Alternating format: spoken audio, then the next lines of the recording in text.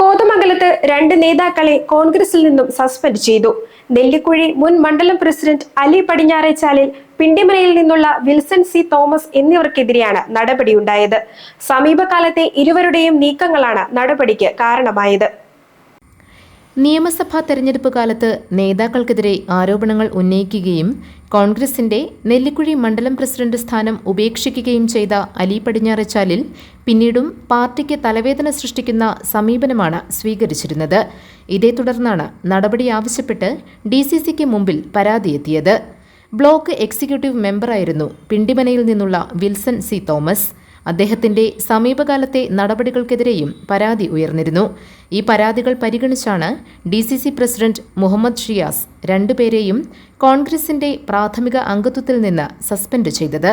പാർട്ടിക്കും നേതാക്കൾക്കും അവമതിപ്പുണ്ടാക്കുന്ന വിധം പ്രവർത്തിച്ചുവെന്ന് ബോധ്യപ്പെട്ടതിന്റെ അടിസ്ഥാനത്തിലാണ് നടപടിയെന്ന് DCC പ്രസിഡന്റ് വിശദീകരിച്ചു.